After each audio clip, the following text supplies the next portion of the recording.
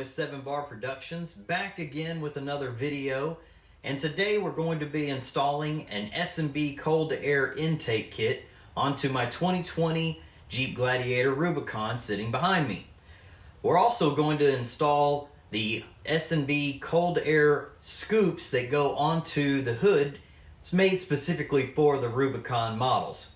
Now, this is not going to be a complete install video. This is more of a overall impressions and looks and feel and basically how do I like it kind of video. So sit back, stay tuned, and we'll show you how it turns out.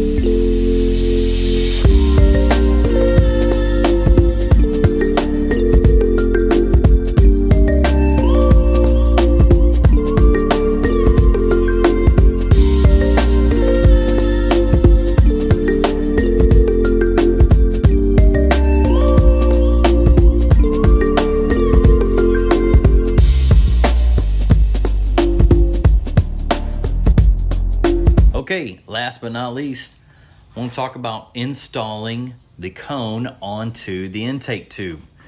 The instructions have you installing everything, getting the tube set in place, getting everything bolted down and onto the intake itself with all your pipe clamps up there, and then installing your cone on top of that.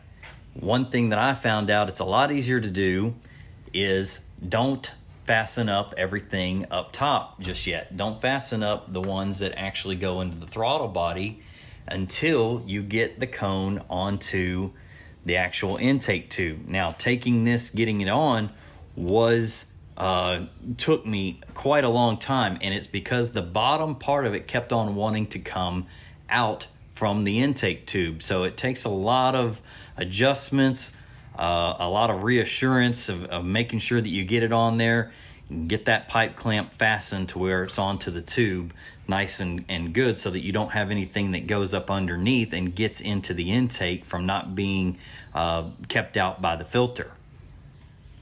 So now let's talk about one of the differences between the S&B intake without the hood scoops and the S&B intake with the hood scoops. Obviously, this is the biggest difference, is that you have this plate here where it seals up to the bottom of the hood scoop, whereas with the other S&B intake, you just have a clear plastic plate cover that goes over the top of this. But also, I didn't realize this, is that this piece is also optional on the ones with the hood intake. So you can remove this piece.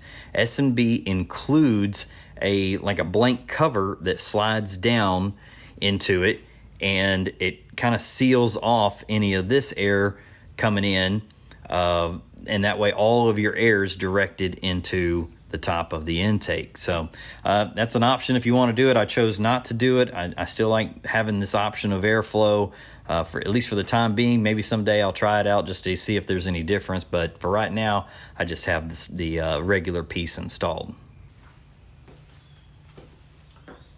Another difference between the S&B hood scoops and the regular intake is that they include these covers that you can put onto the hood scoops to keep out rain and snow in case that's an issue for you. They're real simple to install. They've got some little rubber, I don't know what you call these, spikes on the back, but bottom line is you just kind of shove them up into there and shove them up into there, and that stops anything from getting in there that might be harmful to the intake.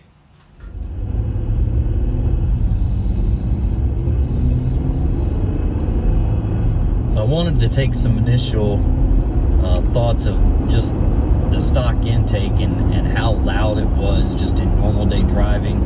I'm doing about 45 miles per hour right now, not really hard on the accelerator. I don't have any kind of decibel meter with me or anything, but I'm showing on my watch, at least it's about 73, 74 decibels, which if you're a Jeep owner, you know that's about normal. It's always pretty loud in these things. But anyway, wanted to kind of get a little bit of an acceleration on the highway when I get up here, and mainly just as a baseline to see how loud the stock is compared to how loud the S&B will be once it's installed. So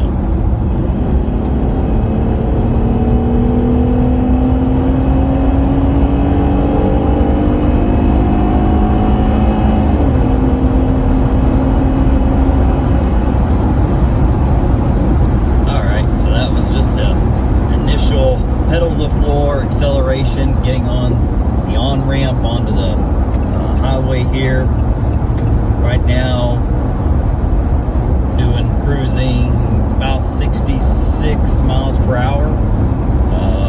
So just kind of getting a feel for how loud just stock is. Of course, I've got a Nissan Titan next to me with dual exhaust, so that's kind of drowning out a little bit of it. But at least it gives us a feeling for just what it is inside the vehicle with the complete stock exhaust.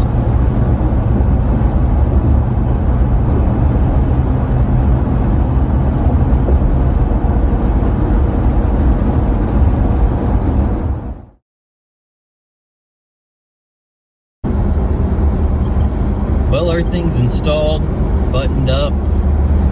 Don't have any check engine lights. Basically, everything's ready to go.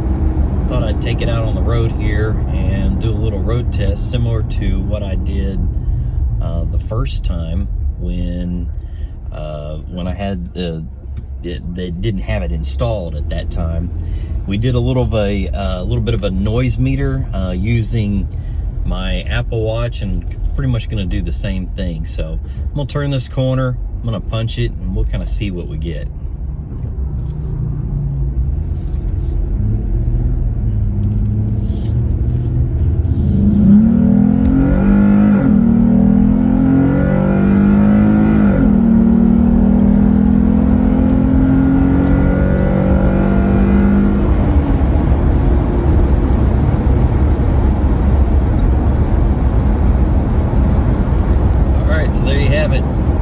The highest it hit was about 79 decibels, so you know, a little bit louder than the stock intake was. But as you can tell, now that I've let off of it, you know, it's not even really noticeable when you're doing normal driving. You know, it's just pretty much much quiet until you really step on it and really give it some gas and accelerate. So that's, you know, one of the things that I like about this thing. I'm gonna turn this corner here and we'll kind of test it out again.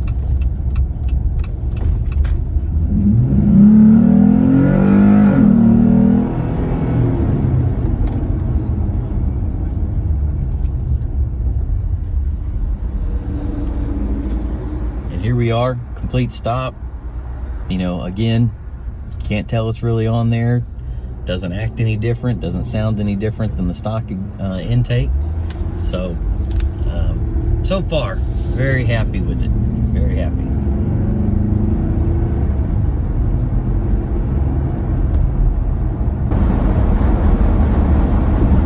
All right, so we are driving on the highway here, doing about 67 miles per hour. As you can tell with the intake on, can't really even hear it during normal driving. There's really no drone. There's actually no noticeable sound other than just a little bit of a growl when it accelerates to get up the hill. Kind of like what it's doing now, but nothing too loud or obnoxious.